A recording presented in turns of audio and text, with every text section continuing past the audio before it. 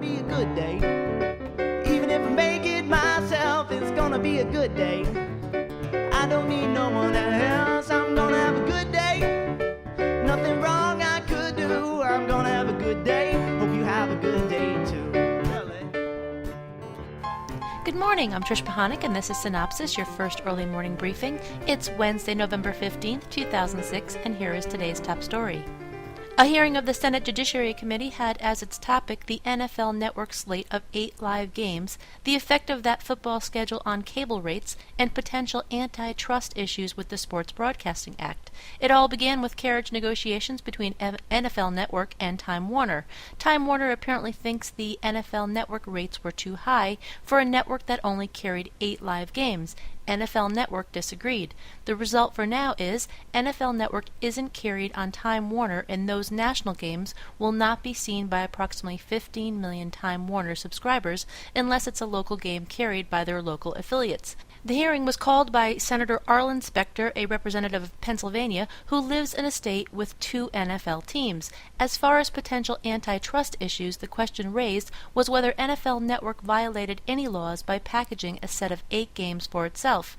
Interestingly, in their testimony, both sides said that this was not a place for the government to interfere, that this was a negotiation between the 2 parties and should be left to the parties to resolve. Elsewhere, NFL Network has filed suit against Comcast in New York State, where the argument is whether the terms of NFL Network Comcast's old deal should be applied to the new Adelphia and Time Warner systems Comcast has recently acquired. Comcast wants to put NFL Network on its premium sports tier, for which customers pay extra, while NFL Network wants to be on the basic tier. NFL Network is currently in approximately 40 million homes, and its first of 8 games will air on Thanksgiving Day, with Kansas City taking on the Denver Broncos. We have more good stuff coming up, but first this message from Cynopsis. Miss something big? And remember, if you had a promo or a commercial in this video, we'd all be watching your stuff right now.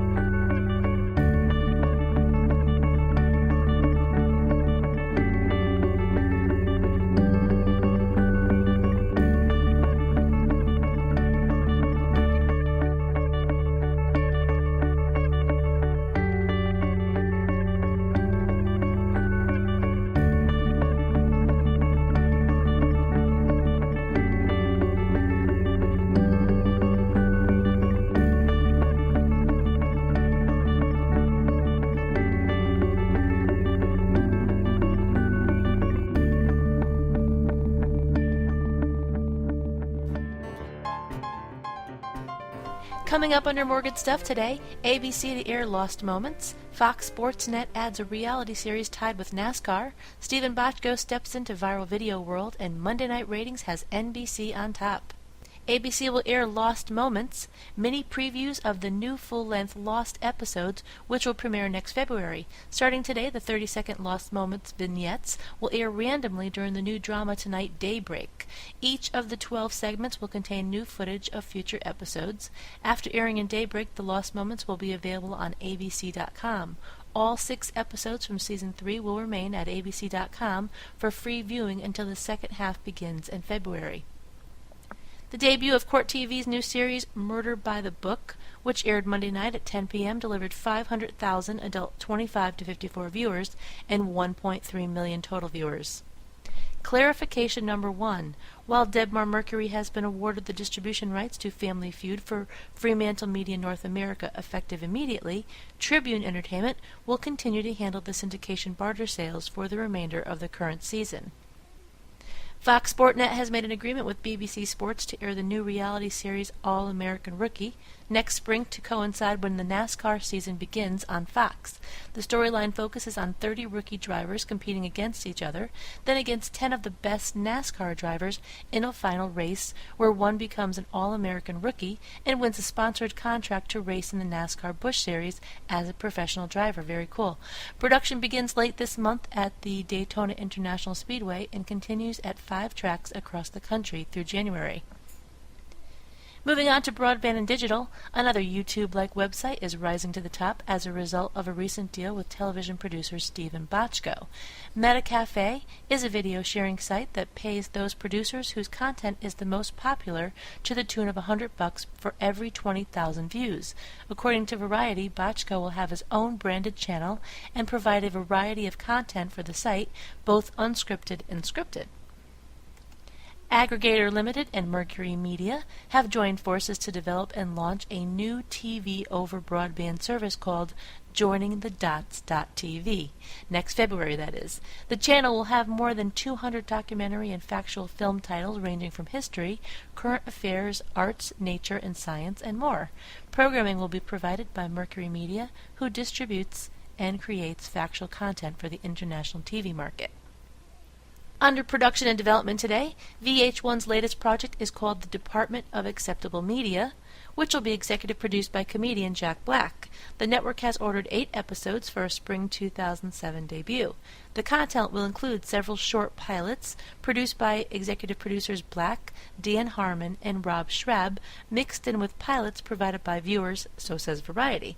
Viewers will vote online at www.acceptable.tv for their favorite pilot, and those with the most votes moves on to create a new episode of their storyline.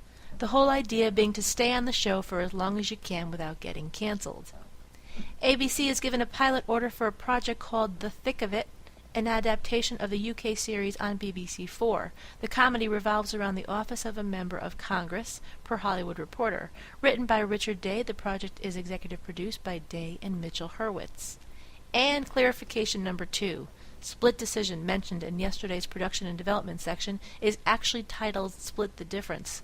This was the show picked up by NBC at the New York TV Festival. Here's the rating summary for Monday night according to Live Plus Same Day ratings from Nielsen Media Research. NBC made it to the top Monday night with a 5.113, adult 18 to 49. At 8 o'clock, NBC took the lead with Deal or No Deal at a 5.514, while Fox's Prison Break came in next at a 3.810. NBC's Heroes was number 1 at 9 o'clock with a 6.516. CBS was then at top at 10 o'clock with CSI Miami earning a 6.216. NBC's Studio 60 was number 2 with a 3.28. Today's myth goes like this: the phrase an eye for an eye was not meant to justify vengeance, but an attempt to attain equal and consistent judgments. And there you have it. Well, that wraps it up for today. Be sure to check your email for the full printed version of today's synopsis with some new executive moves and more on ratings, a few new classified ads, and a few other stories that didn't make it into today's podcast. And of course, don't miss tonight's primetime broadcast lineup. The music in Synopsis was composed and performed by David Stango. This podcast is a Synopsis media production in association with 311 West. For Cynthia Turner, who wrote and compiled Synopsis in Connecticut, I'm Trish Pahanik. I'm gonna have a good day. Even if I make it myself, I'm gonna have a good day. I don't need no one else. I'm gonna have a good day. Nothing wrong I could do. I'm gonna have a good day. Hope you have a good day too.